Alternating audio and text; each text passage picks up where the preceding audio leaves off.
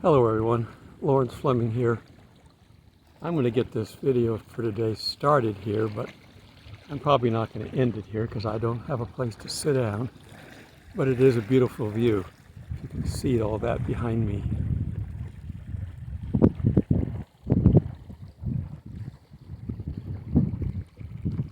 I'm on a little point that sticks out. So I'm right on the edge of the water here. It's a beautiful lake. And it's kind of a shame to show you such a nice picture of this beautiful scenery when I'm going to talk about a day of mourning for Israel. The 9th of Av is considered by them a day of bad omens, a day that things have happened.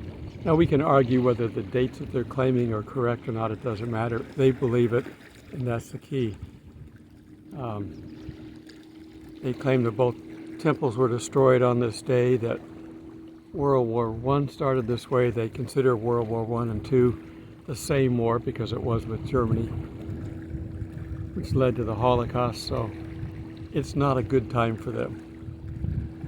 And it's not a good time for the world right now, so we're kind of waiting to see what's going to happen.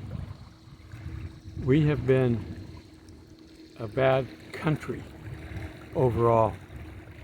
Granted, we just overturned Roe versus Wade, but for years we were killing little ones.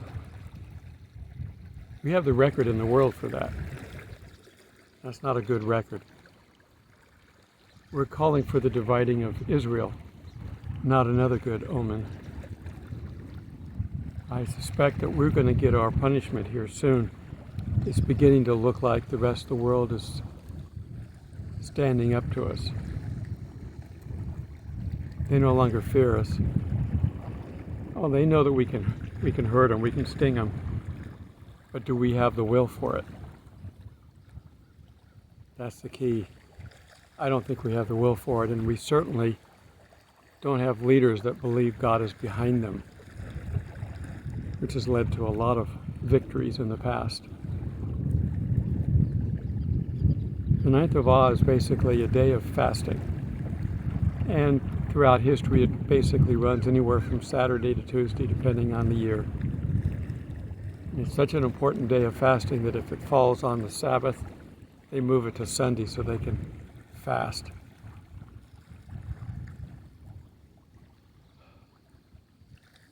We look at the dates. The current calendar date that they're celebrating for it is on the 5th and 6th. Remember, every day starts in the evening and goes on to the next day, so we got to deal with the fact that every day has got to be covered by 2 days. And if it's the month of Av is also considered holy from the point of view of things can happen during this time. It's not just the 9th.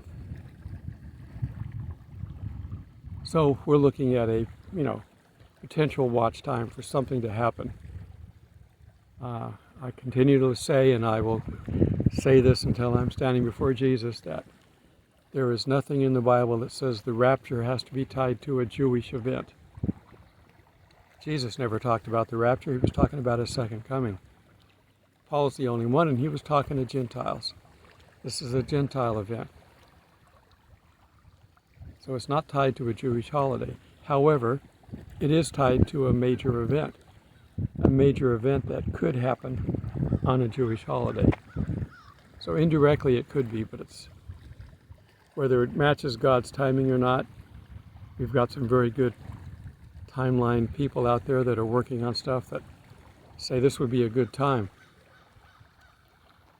Well, it may be, maybe not. I see it more likely that it's not. But we have the fall feast coming up. We have the Feast of Trumpets next, end of September. That's not very far away. The United States has its midterm election. The powers that be are not going to give up power. I guarantee it. They may let the election run and see who wins, to see if they can control it. They controlled the last one. They declared an emergency for the monkey stuff that's going on out there. They're monkeying with us again. Of course, nobody's reacting. Nobody trusts them. Nobody believes that anything they do is valid or legitimate anymore. But it doesn't matter. If they declare an emergency, they can do anything they want. And the only way to get control is to elect them out. And if they have control of the election, or they decide to declare an emergency and declare martial law, either way, they stay in power. The harlot will only be destroyed by one entity, and that's the Antichrist. And he's not even revealed yet. The harlot's not done setting up the world for him. He's letting him do it, because he doesn't have to do it. But when the world is all set up and they've got control, he's going to destroy the harlot, the Antichrist is, and then take over. There's not a lot of time. But are we already in the tribulation? We've already had the Revelation 12 sign. So where are we in the timeline? There's nothing telling us about what's happening in the beginning. People still insist on calling the 7 years the 7-year tribulation. There's nothing in the Bible that equates the 70th day of Daniel with tribulation. Yeah, we have verses that say in our life there will be tribulation, but it doesn't say the 70th week is all tribulation. Only the second half, after the abomination of desolation, where they have to have a temple, which they don't have yet. Now, it could be a tabernacle, it could be a tent. It doesn't have to be a full-blown building, but that's not there yet. Until we deal with, they deal with Iran, it's not going to happen. We have the Magog War coming up. We've got a lot of things on the books. They're all lining up to get ready. But they're 4 angels holding back the 4 winds. When is that going to end? I don't know. And neither do you. Nobody really knows the timing. They can claim, but frankly, I think that anybody who's claiming they know the day, it's a prideful thing. God is not revealing it to anybody. Why would he take something that he's kept secret all this time and reveal it to one person? Now that would make that person too boastful. It hasn't started yet, so we can't claim any time frame. But when it does start, it's going to happen fast. So be ready. My last video was on how to bug out, what to do, what to take with you. You should heed some of that, because we don't know how far into this we're going to go. How far are you prepared to go? What will you do to survive? More importantly, what will the non-Christians do to survive, who don't have a trust in God to protect them? They'll do anything. So, in these tough times, we've got to be ready. Let's see if I can turn around. I'm not sure that you could even see me. Now I can't see the phone because the sun's in my eyes. I'm going to have to go back and look at that video and see if you can even see me when I was facing the other way. Early morning. You can hear the waves on the beach here. Not much of a beach, there's very little sand, it's all rock. If I had my snorkeling gear, I could go out in the lake, I think, because they let you swim, but I didn't bring it with me. I'll have to come back. This is my first time here, so I have to check it out first. And I got to go back and find the camp host because my power is out. I think I share my power with some other people, and it's Friday, so I had a bunch of campers come in RVs. They pulled in, and they're all around me now. They'll be here for a day or two, and then they'll be back gone again. But I'm leaving Monday as well. So we'll probably all be leaving together. All right, I'm going to go look at this, see if it's any good, and then I'm going to sit down and we're going to talk a little bit more about this special Jewish, I don't want to call it a holiday, but call it a fasting day. Okay, well, I'm hiking into where I can sit down and go over some scriptures. The campsite's full, so I'm having to hike away from them a little bit. But we're going to look at some examples where they have not followed what God wanted them to do, and they were punished. And we're going to see some places where God says, if you do this, you will be punished. The United States is due for punishment. We were founded as a Christian nation. I would say that we can no longer claim that anymore. The devil has taken over. Our leaders are working for the devil. Not everyone, but the ones that have power are. And they're going to basically take us down the wrong path completely in the arrogance of Satan, who thinks he can do anything he wants and that God is going to let him do it. Well, he's going to get his day. He's coming up on time that he is going to take complete control. And the United States is going to suffer. As I mentioned, the Antichrist is going to destroy the harlot. Well, the United States is part of that Babylon system. It is not just the United States. Some people want to say, well, it's only the United States. If you remember the story of Babylon, where they were building their tower, trying to get to God, that God scrambled their voices so that they couldn't understand each other. They were all babbling, where we get the name. And that caused them to scatter around the world. So there's remnants everywhere. And the United States is obviously part of it, but there's parts of it in Europe and all around the world, all getting together to create this one world reset that they're trying to do. Okay, I'm almost to where I'm going. Let me go ahead and wrap this up, and I'll get seated, get the Bible out, and we'll look at some scriptures. Okay, I'm finally in a nice comfortable place. Found another rocking chair. We're going to look at some scriptures. God is having to deal with everything that's going on in this world right now. We know that all mankind are sinners, but some have taken a little bit too far, and they're going to pay a price. So let's look at some of what God has to say about this. I'm in Joel 3, and I'm going to start in verse 1. For behold, in those days and at that time, when I bring back the captives of Judah and Jerusalem,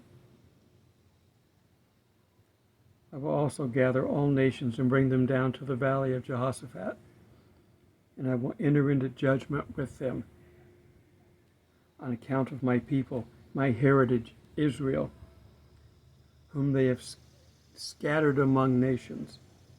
They have divided up my land. God doesn't like that. They have cast lots for my people. God doesn't like the way they treat Israel. We've been a friend of Israel up until recently. And now we're abandoning them, the United States. So we're going to end up paying the price. We've got our own sins as a nation. Yeah, we were Christian in the beginning. You can't argue that. You can't destroy history. You evil people who want to destroy the foundation that this country was built on so you can rebuild your own Tower of Babel. Well, let's take a look at that.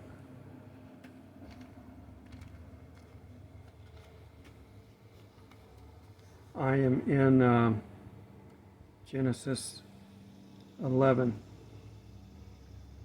I'm going to go ahead and read from the beginning, verse 1. Now the whole earth had one language and one speech, and it came to pass as they journeyed from the east that they found a plain in the land of Shinar, and they dwelt there. And they said to one another, Come, let us make bricks and bake them thoroughly. They had brick for stone, and they had asphalt for mortar. And they said, Come, let us build ourselves a city and a tower whose top is in the heavens. Let us make a name for ourselves, lest we be scattered abroad over the face of the whole earth. But the Lord came down to see the city and the tower which the sons of men had built. And the Lord said, Indeed, the people are one, and they all have one language. And this is what they do. This is what they begin. Now, nothing that they propose to do will be withheld from them. Come, let us go down and confuse their language, that they may not understand one another's speech. So the Lord scattered them abroad from there over the face of the earth, and they ceased building the city. Therefore its name is called Babel, because the Lord confused the language of all on the earth. And the Lord scattered them abroad on the face of the earth. You get too high and mighty, think you can do things without God, and He'll scatter you around the earth. You won't be able to talk. Now, I have problems talking in the morning until I've had my coffee, but I don't think God's doing that. He deals out punishment where it's due. You scatter Israel, you divide Israel, you face punishment. You try to build a tower to God, you face punishment.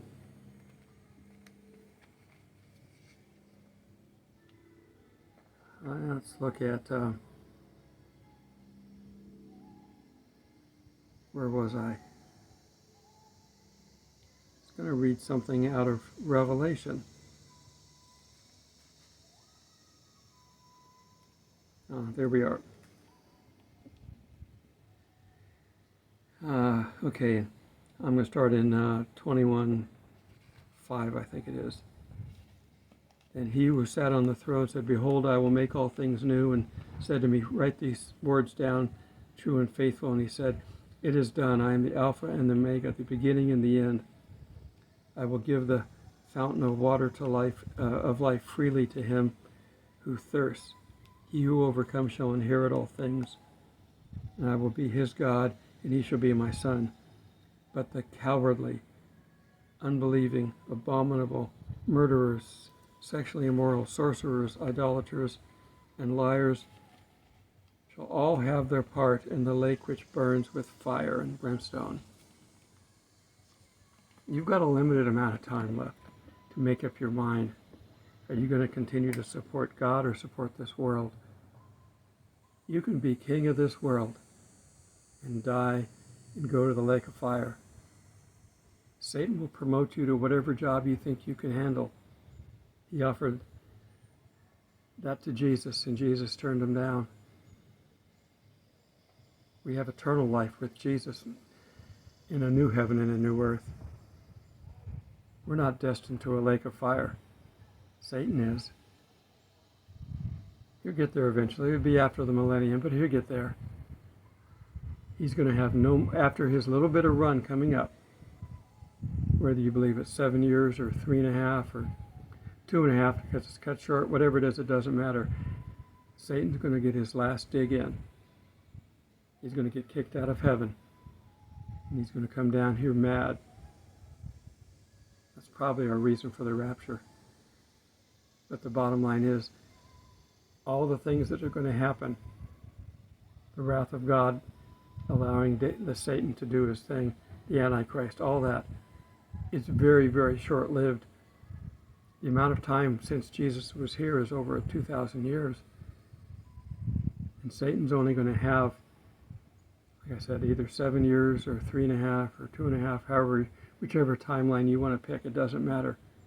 Pick the worst case, 7 years. That's not very long. And that's all the time he's got left. So that should make you happy in itself. Now, the world's going to be messed with. People are going to die. That's the sad part. The world, it's all going to burn up anyway. So whatever is damaged in the meantime, it doesn't matter. It's all going to be destroyed. But the people that are going to die are going to die in whatever level they were at. Some will be sinners, some will be Christians. We're going to have Christians martyred during some of this time. Who would wish that on anybody? Jesus had to be. Wouldn't wish that on anybody. The apostles, all but one, had to. It's not a choice that you would willingly make. We're at service of God. If he wants it, he'll get it. But nobody would volunteer for it without being asked by God. We can get out of here and avoid all this. But the world is going to be punished. The United States is going to be punished. We have done some bad things under the guise of trying to do the right thing.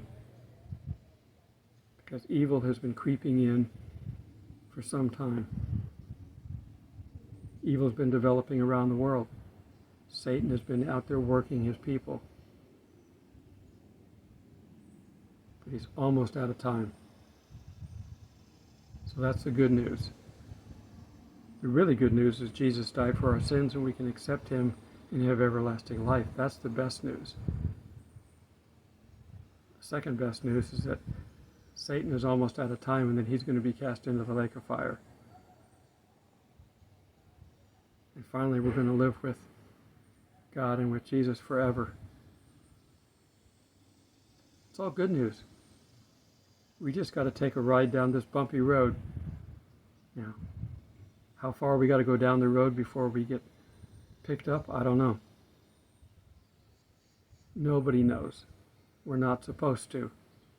Now, we have all the fall holidays coming up, and if it's going to be in this time frame of 2028, 2029, whatever the maximum time frame is, this fall has got to be the end for some and the start for the others, in order for everything to be able to happen in the time that it's allotted from the fig tree. So it's going to get busy. It's already scary. I follow a number of preppers, and that's why I've been pushing you to prep. I don't know how far we're going to go. You need to be safe and smart. We're not told to bury our head in the sand and hope everything goes by. We're told a number of times God does not want us to be uninformed. We're children of God. We're supposed to know how to handle everything. Well, it's real easy. Somebody gives you a heavy weight and burden to bear, pass it over to Jesus. It's real simple. Pray about it, of course, yeah. But all prayer is talking to God. We should be able to talk to God the way I'm talking to you right now. Nice and calm, smile on our face, and know that no matter what problem we're dealing with, what opportunity we have, nothing is bigger than what God can handle. So whatever it is, pass it to him, and then don't worry about it. If it's a health issue, pass it to him. Don't worry about it. If he wants to take you home early, then you're going to be with God early. If he wants to heal you, he can do that. Or like with Paul, when he had his thorn in the side and he asked God to take care of it, God said, my grace is sufficient. I've given you so much that you would get very prideful if if I didn't give you something to counteract it. So sometimes our ailments or the troubles and trials that we deal with are to keep us grounded, keep us focusing. When do people turn on God the most? Turn to Him when things are bad. He's already done the thing where He's created the greatest, most powerful being in the world. Beautiful. Lucifer is a morning star. And apparently they can have pride in heaven. It's a nature that we are stuck with possibly forever. I don't know how God deals with it after we get our new body. We know our sinful nature will be gone. But pride is sin, so how do we justify having that taken away? I don't know. But right now, we can definitely see that it can be a problem. If Lucifer can turn into Satan, the adversary, and we can too. So if we're dealing with something, it's for our own good. Now, I don't have any real complaints. I'm out here in nature. It's a beautiful sight. You see some of the video from the beginning of this. Then I went for a hike. Now I'm seated in a little cabin that you can rent. There's nobody here, so I'm just sitting in the rocking chair on the porch. The lake is right there. You can't see the lake because of the light reflecting off of it, but it's right there. I've got to put my feet. I've put my feet on the base because the wind is blowing and it wants to blow my phone over. Okay, well, this looks like a good time to wrap it up. Be happy, be joyous, because we're in the end times, which means as soon as things start clicking, they're going to start clicking fast. Are we already in the tribulation? And I don't like using that term, but that's what everybody calls it. Are we in the 70th day of Daniel already? We've already had the Revelation 12 sign. Are we in it? You go, but it's not, there's no wrath going on. Where does it say that the entire 7 years is all wrath? It doesn't. Well, we have the seals. The first seal is the Antichrist, and we haven't seen him yet. At least not that we're aware of. The next one's going to kill a lot of people. We haven't seen that either. So that's still in front of us. But the first half is 3.5 years. Then they build the temple. Or they erect the temple. That could be a tabernacle. Because it's only going to have to be up for 3.5 years. And then it's going to be destroyed. So why spend the time to build a big building? A tabernacle would be fine.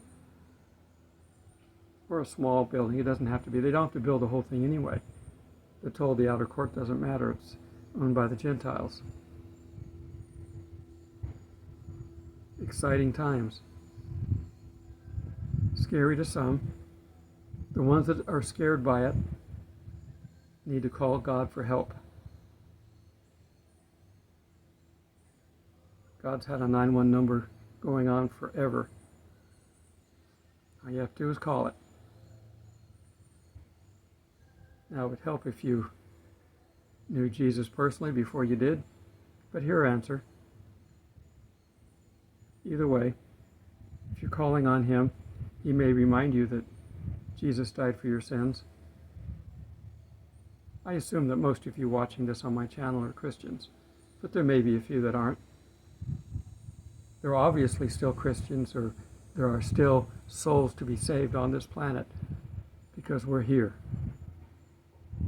Wherever that last one is, get out there and find him so we can get out of here. Okay. Everybody have a great week. Interesting times. The 9th of Awe coming up. think when this comes out, it will be on the 7th, got a couple of days. The 5th and 6th are not really the true dates. That's just the way the Jewish calendar is, because they've given up on trying to follow the rules. But we know we have Leviticus and other places that tell us how to calculate it. We have Revelation 12 that tells us how to calculate it. We know. What's God going to do? I'm excited. Till we meet in the clouds, God bless.